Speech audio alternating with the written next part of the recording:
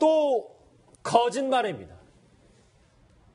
이 두 번째 폭로가 바른정당 이해운 대표를 겨냥하고 있습니다. 황수연 앵커가 먼저 이 소식 무슨 얘기인지 짚어봅니다.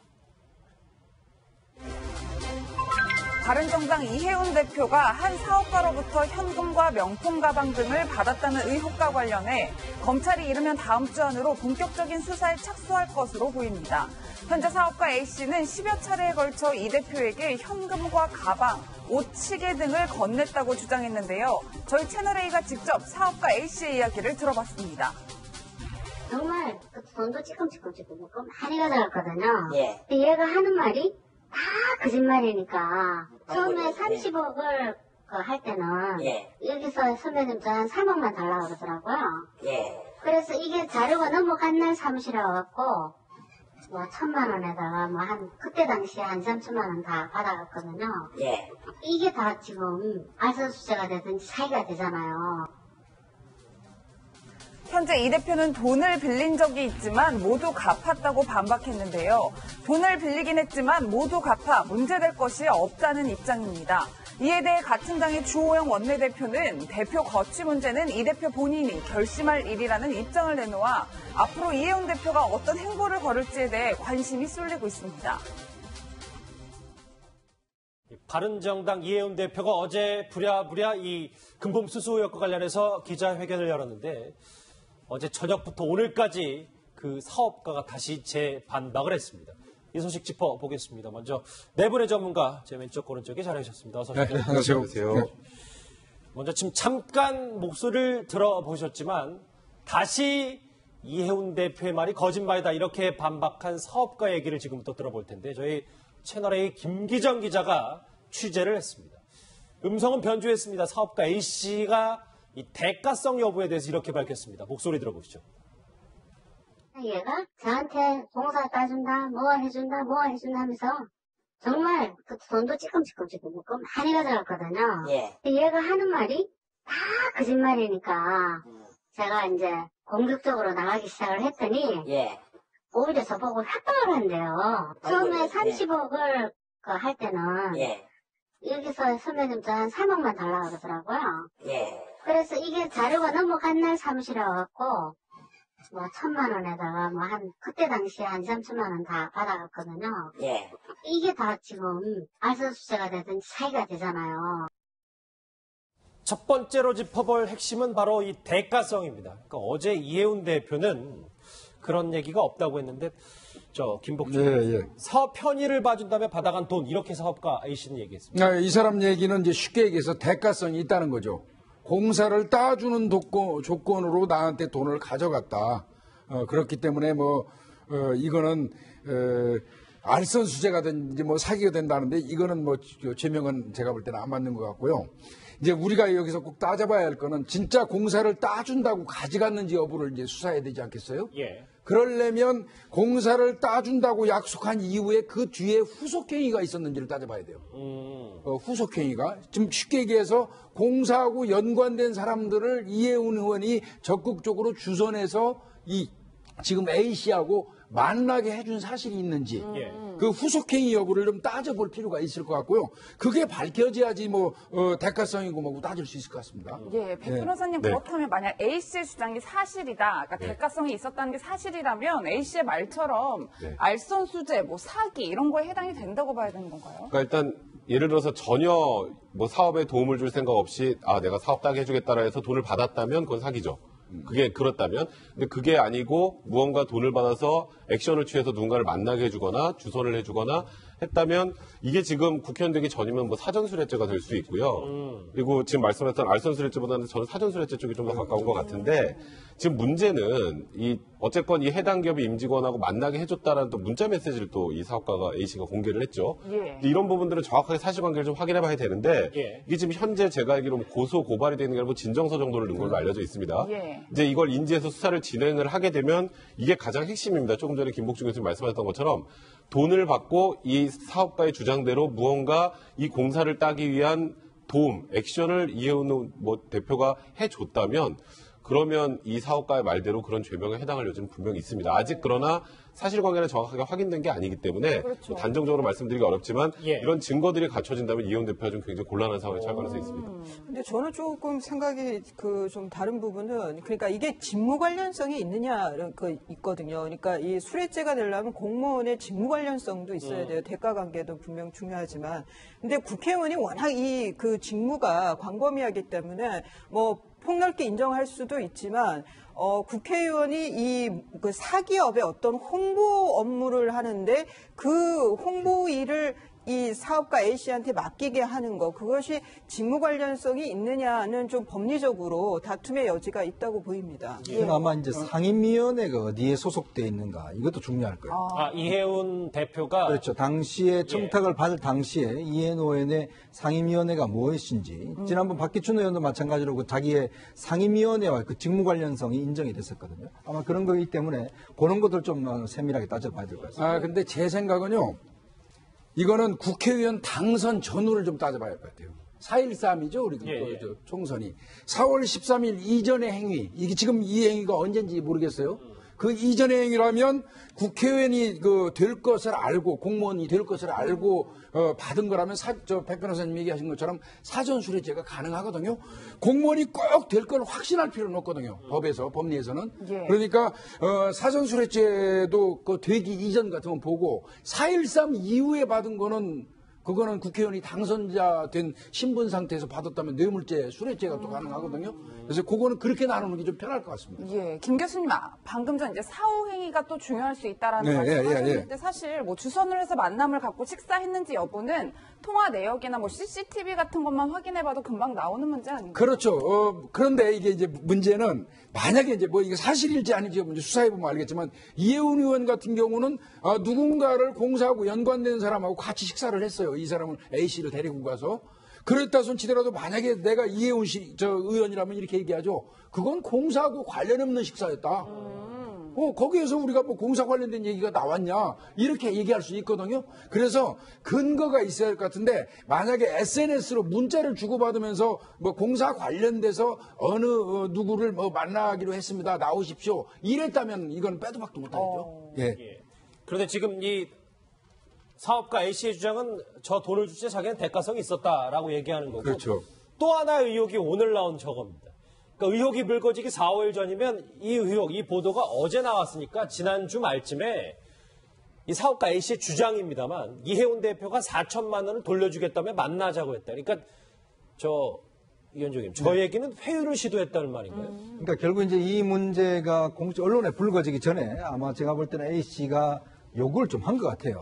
여러 가지 좀 왜 저번에 약속한 거 이행하지 않느냐 이런 요구를 하면서 실제로 그게 안 되니까 아마 이제 다시 만나서 그러면 내가 줬던 거 다 돌려달라. 그래서 아마 이제 뭐 여러 가지 선물 같은 경우는 아마 이혜훈 대표 주장대로 다 돌려줬다는 거 아니겠습니까? 근데 이제 뭐 돈 같은 경우는 이제 이것도 이제 돌려줬다는 건데 여기 보면 실제로 자기가 준 것은 한 6천만 원 정도 된다는 건데 실제로 돌려받는 게 한 4천만 원 정도 된다는 것이거든요. 근데 이제 이 죄를 의율할 때는 돌려준 건 아무 상관이 없습니다. 일단 돈을 받으면 그 즉시 일단 뭐 다 행위가 되는 것이기 때문에 실제로 그런 상황에서 지금 한 4, 5일 전에 구체 전화를 해서 만나서 거의 했다라고 한다면 지금 이혜훈 대표 주장대로 이혜훈 대표도 그런 이야기를 하고 있어요. 다 갚았다라고 이야기를 하고 있죠. 그렇죠. 자, 그러면 이제 두 사람의 어떤 주장이 어느 정도 좀 검찰 조사에 맞춰보면 대충 나올 겁니다. 왜냐하면 이제 그거 자체를 왜 돌려줬는지 정말 순수하게 그냥 돈을 빌려줘서 그걸 갚는 차원이는 건지 그렇다면 당연히 뭐 이자라든지 이런 것도 계산했을 거 아니에요. 예를 들어서 뭐 돈은 또 차용증도 있을 것이고 뭐 그런 증거 자료들을 사실 이혜훈 대표가 제시를 해야겠죠. 사업가 A씨의 목소리 하나 더 있습니다. 그 목소리 한번 집중해서 들어보시죠. 그 차용증 같은 경우에는 없어요. 그런 게 없어요. 전혀 없어요. 저는 원래 녹음도 할 줄도 모르고 제가 이혜원이를 이걸 잡아 넣겠다 하고 막 뭐를 녹음을 해두거나 뭐를 했으면은 그런 게 벌써 나왔겠죠, 제가. 근데 그런 거 일절 안 하고요. 아니 제가 협박을 했다고 하니까 내가 니한테 언제 협박을 했냐. 네가 나한테 갚을 돈이나 갚아라고 문자를 보냈죠. 이 변호사님 분명 어제 이혜훈 대표는 기자회견에서 차용증이 있다고 했고 사업가 A씨는 없다고 해요. 둘 중에 한 명은 거짓말을 하고 있네요. 이해운 대표가 이제 어제 한 해명 기자회견에서 한 얘기는 수시로 돈을 빌리고 갚고 뭐 이렇게 했다라고 얘기를 하거든요. 그러면서 차용증도 있다라는 건데, 돈이 그렇게 액수가 뭐 수천만 원 이런 게 아니라 500, 300, 뭐 1000만 원 이래요. 1000만 원 좀 크긴 하지만. 근데 보통의 경우에 500, 300 그것도 이렇게 가까운 그 지인이라고 하면 차용증 써가면서 빌리는 건 좀 어렵죠. 뭐 계좌이체를 받는다든가 뭐 이런 식이지만. 예. 네, 그래서 이제 이해운 대표는 뭐 차용증이 있다고 하니까 그거는 뭐 조만간 뭐 드러날 얘기지만 중요한 거는 차용증이 언제 작성됐느냐에 또 중요해요. 이게 일이 불거지고 나서 뭐 무마 차원에서 작성된 건지 아니면은 뭐 관계가 좋을 때 이미 썼는지 그런 것도 중요하고, 또 하나는 지금 사업가 A 씨가 뭐 내가 니한테 언제 협박했냐, 나한테 갚을 돈이라 갚아라 이렇게 이제 문자를 보냈다라고 지금 그 인터뷰에서 나와 있잖아요. 예. 그런데 이게 보통의 사람들이 뭘 부탁을 했다가 그 부탁하는 대가로 뭐 돈을 이렇게 줬을 때 일이 잘 안 되면 야, 내 돈 돌려달라라는 표현도 쓰고 갚아라라는 표현도 쓰고 뭐 그렇게 써요. 근데 그게 꼭 갚으라고 문자를 보냈다라고 그래서 앞에 돈이 빌린 돈이냐 그러면 그게 빌려준 돈이냐 그건 아닌 거거든요. 원래 잠시만요. 애초에는 대가를 바라고 돈을 줬으니까 받을 생각이 없었다가 그 일이 잘 안 풀리니까 달라고 한다. 그런 경우 가서 그러면 내 돈 뭐 그러면 뭐 돌려달라고 하든지 뭐 토해내라고 하든지 내 돈 갚으라고 하든지, 그러니까 그러네요. 보통 쓰는 말들하고 법적인 의미는 또 다른 거거든요. 그런 면에서 아마 이제 이해운 대표는 이 문자를 가지고 빌려준 돈이 맞다라고 이제 주장을 할 수 있을 것 같은데 좀 더 두고 봐야 될 것 같습니다. 네. 좀 정리할게요. 이 사업가 A씨의 연이은 폭로, 두 번째 폭로는 이해운 대표의 어제 해명 또 거짓말이다. 그러니까 사업 편의를 봐준다며 받아간 돈이었고 본인을 4월 전에 회유하려고 했다라는 두 가지 핵심 주장입니다.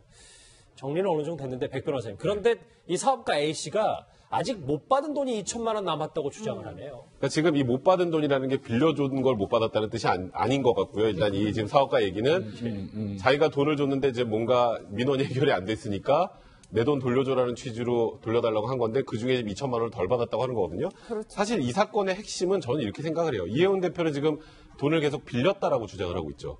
그럼 돈을 언제 빌리나요, 보통? 돈이 필요할 때 선거 전에. 그러니까 뭔가 급히 돈을 써야 할 때, 내가 돈이 없을 때 빌리죠. 그렇죠. 근데 문제는 이해운 대표 돈이 너무 많아요. 지금 이해운 대표 지금 재산 공개된 게 65억 정도 된단 말이에요. 예금하고 채권 같은 것도 있어요. 근데 그런 상황에서 굳이 이렇게 300만 원, 500만 원, 1000만 원을 계속 빌려야만 했을까? 그럼 어떤 용도로 빌렸는지를 이해운 대표 얘기를 해야 돼요. 잠시만요. 그런데 이제 나온 돈들이 부동산이거나 뭐든 묶여 있으면 융통이 잘 안 되면 그렇게 급전이 필요한 거 아니에요? 근데 이제 마지막에 예금, 증권 등이 또 있잖아요. 그러니까 저 당시에 진짜 뭐 예금이 다 묶여서 아무것도 못 쓸 타이밍이었다라는 걸 어느 정도 이해운 대표가 얘기를 한다면 모르겠는데 저는 돈을 빌렸다고 하는데 왜 빌렸는지에 대한 얘기를 전혀 안 하시거든요, 이해운 대표가. 그리고 차용증 같은 경우에도 사실 있으면 어제 그냥 공개를 하는 게 맞죠. 있는데 언제든지 공개할 수 있다라고 하는 것도 조금 미심쩍고, 그래서 저는 이해운 대표가 이 부분을 정면 돌파하기 위해서는 이 돈 여러 번 나눠서 돈을 빌린 걸 왜 빌렸는지를 얘기를 먼저 해야 돼요. 근데 그 얘기가 없으니까 자꾸 이해운 대표에게 좀 의심의 눈초리를 보낸 분들이 좀 많아지는 것 같다 제 생각은요, 차용증이 있는 게 사실은 더 이상해요. 그 정도의 돈을 주고받고 그 정도의 관계를 유지했던 사람들이라면 진짜 서로 진짜로 빌려주고 받고 하는 관계라 하더라도 차용증을 써줄까요?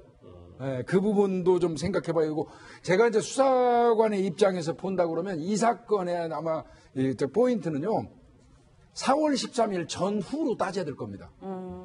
돈이 급박하게 필요한 용처가 있었던 경우는 그래도 선거 이전일 겁니다. 선거 이후의 돈의 성격 같은 것들을 아마 그 수사기관이라면 많이 따질 겁니다. 그래서 이제 수사가 될 거고요. 차용증이 있다 그러면 이제 이해운 대표 같은 경우는 뭐 어찌됐건 공개를 빨리 해줘야 되고요. 이 본인 A 씨는 지금 차용증 쓴 적 없다잖아요. 근데 차용증을 혼자 쓰는 거 아니거든요. 둘이서 씁니다. 둘이서 써서 뭐 자필을 쓰든지 아니면 공증을 하든지 서명, 날인, 날짜 다 있는 거니까요. 차용증이 있으면 빨리 신속히 공개해서 진위 여부를 서로 따져보는 게 좋겠죠.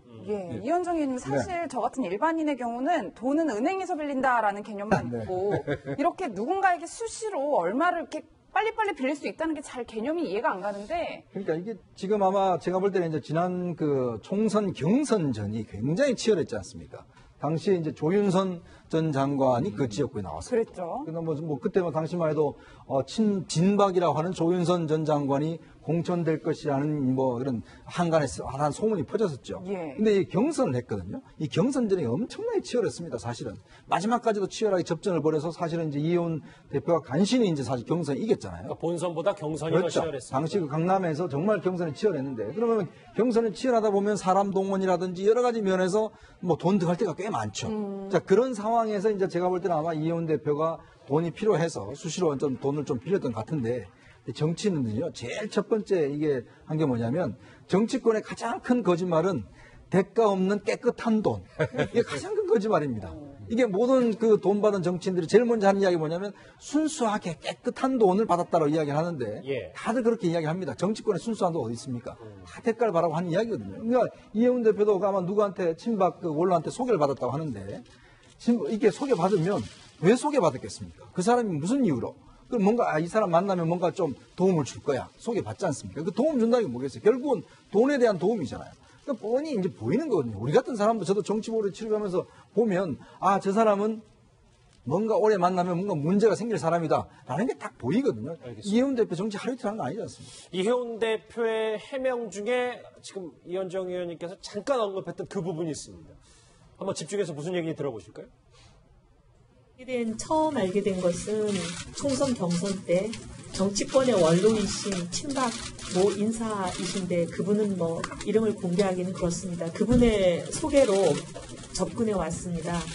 개인적으로 뭐 A, B, C 이런 분들에 대해서 얘기를 하는데 굉장히 좀 이상한 얘기를 한다 그런 생각을 많이 하고 정치인 A 뭐 이런 식으로 저한테 한 거와 동일한 수법으로 했던 일들을 몇 가지 겪게 됐습니다. 근데 이제 오늘 사업가 A씨 두 번째 폭로도 나왔습니다. 근데 왜 어제 이수지 변호사 이혜훈 대표는 저 사업가 A씨를 소개시켜준 사람이 친박 원로 인사라고 콕 집었을까요?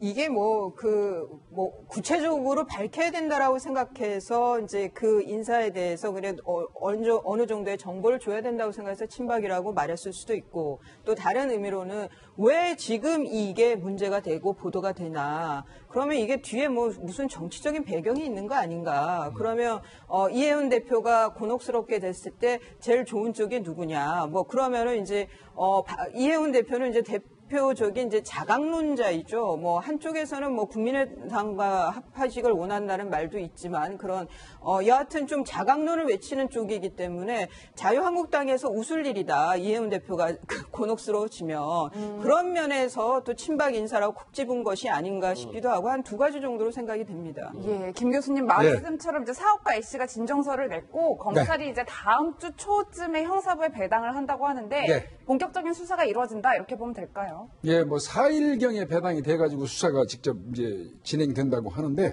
근데 저는 조금 이제 애매한 부분이 있기는 해요. 이 A씨가 이런 내용이라면 고소장을 제출하는 게 맞는데, 진정서로 했어요. 예. 일반적으로 진정서나 탄원서를 넣는 사람들은 나중에 무고의 책임에서 벗어나려는 의도가 있거든요. 고소장하고 진정서, 탄원서는 또 수사의 단서지만 좀 달라요. 그런 차이가 있군요. 예, 그래서 이제 그 부분이 좀 약간 좀 제 입장에서는 좀 그래 보이고요. 잠시만요. 그러면 왜 그랬다고 보십니까? 이제 이제 이런 경우도 있어요. 정식으로 고소를 했다가 본인은 맞는데 수사 결과가 결국은 상대방한테 유리한 결과가 나와서 무고의 책임을 지게 되는 경우를 예상하는 경우도 있어요. 그런 사람들도 이제 있기는 한데요. 아마 전문가의 조언을 받았을 가능성이 많고요. 그리고 이제 저는 이혜훈 의원한테 차제 말씀드리면 먼저 고소하시죠.